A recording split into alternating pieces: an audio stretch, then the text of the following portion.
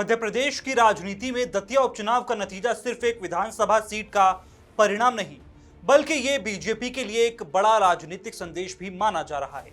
जिस दतिया सीट पर कभी बीजेपी के सबसे बड़े नेताओं में शामिल रहे पूर्व गृह मंत्री डॉक्टर नरोत्तम मिश्रा का दबदबा हुआ करता था, उसी दतिया में बीजेपी को हार का सामना करना पड़ा।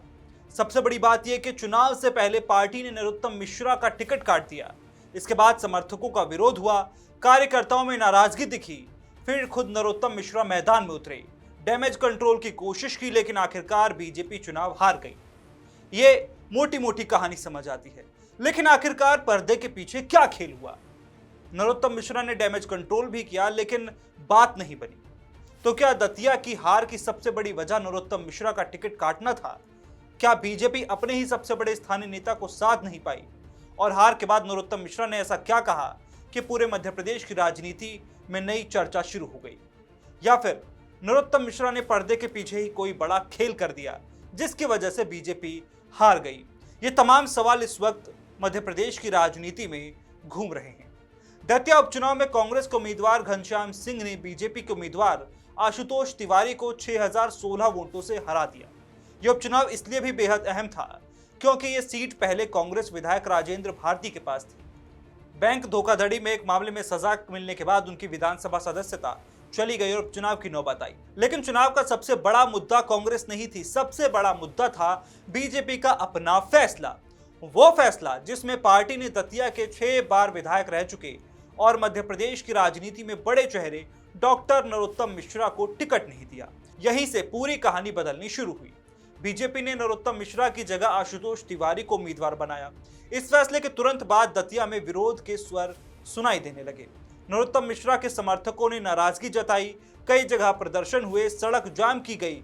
कार्यकर्ताओं ने खुलकर कहा कि जिस नेता ने सालों तक दतिया में पार्टी को खड़ा किया, उसी को किनारे कर दिया गया। बीजेपी के सामने सबसे बड़ी चुनौती अब कांग्रेस नहीं बल्कि अपने ही नाराज कार्यकर्ताओं को मनाने की बन गई। इसी दौरान एक तस्वीर पूरे प्रदेश में चर्चा का विषय बन गई। नरोत्तम मिश्रा मंच पर भावुक हो गए, उनकी आंखों में आंसू थे। राजनीतिक गलियारों में तरह तरह की चर्चाएं शुरू हो गई। हालांकि बाद में नरोत्तम मिश्रा ने खुद सफाई दी। उन्होंने कहा, मैं टिकट नहीं मिलने से नहीं रोया था, मैं अपने कार्यकर्ताओं की पीड़ा देखकर भावुक हुआ था।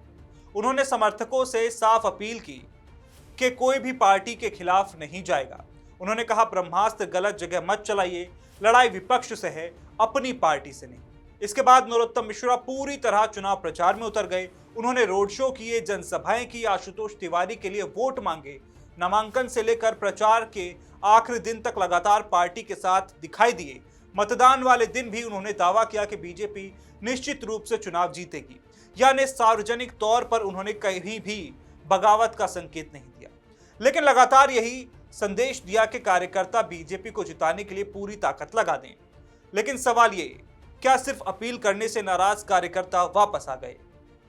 राजनीतिक विश्लेषकों का मानना है कि टिकट कटने के बाद जो नाराजगी पैदा हुई वो बूथ स्तर तक पहुंच गई।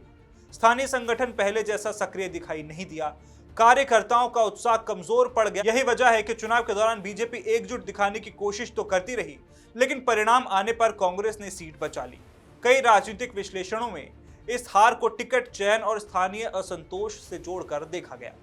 हालांकि बीजेपी की हार के पीछे केवल एक ही कारण को आधिकारिक रूप से जिम्मेदार नहीं ठहराया गया है। जब नतीजे सामने आए तो सबसे ज्यादा चर्चा नरोत्तम मिश्रा के बयान की हुई। उन्होंने कहा, मुझे कोई पद लेने की इच्छा नहीं है, मेरा पटाक्षेप हो गया है। उन्होंने ये भी कहा कि अब उन्हें किसी पद की चाह नहीं रही। उनका यह बयान राजनीतिक हलकों में कई तरह की चर्चाओं का कारण बन गया, क्योंकि जिस नेता को कभी शिवराज सरकार का सबसे प्रभावशाली मंत्री माना जाता था, वही नेता अब सार्वजनिक तौर पर अपने राजनीतिक अध्याय को खत्म होता बता रहा था। अब सवाल सिर्फ दतिया की एक सीट का नहीं, सवाल यह है कि क्या बीजेपी ने अपने सबसे प्रभावशाली स्थानीय नेता को समय रहते साधने में गलती कर दी? क्या टिकट बदलने का फैसला चुनावी रणनीति पर भारी पड़ गया? हार के बाद पार्टी के भीतर भी समीक्षा की बात की गई। कई रिपोर्ट्स के मुताबिक संगठन के स्तर पर यह भी देखा जा रहा है कि आखिर स्थानीय स्तर पर चूक कहां हुई। क्या अंदरूनी असंतोष ने नतीजे को प्रभावित किया? दतिया उपचुनाव ने एक बार फिर यह साबित कर दिया है कि चुनाव सिर्फ पार्टी के चुनाव चिन्ह से नहीं जीते जाते।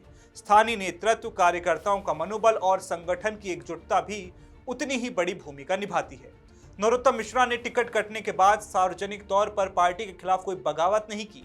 उन्होंने प्रचार भी किया, कार्यकर्ताओं से अपील भी की, लेकिन चुनाव परिणाम ये बताता है कि जो राजनीतिक नुकसान टिकट कटने के फैसले के साथ शुरू हुआ था, उसकी चुनाव प्रचार के दौरान पूरी तरह भरपाई नहीं की जा सकी। हालांकि ये कहना कि बीजेपी केवल नरोत्तम मिश्रा की वजह से हारी, ये बिल्कुल सही भी नहीं है।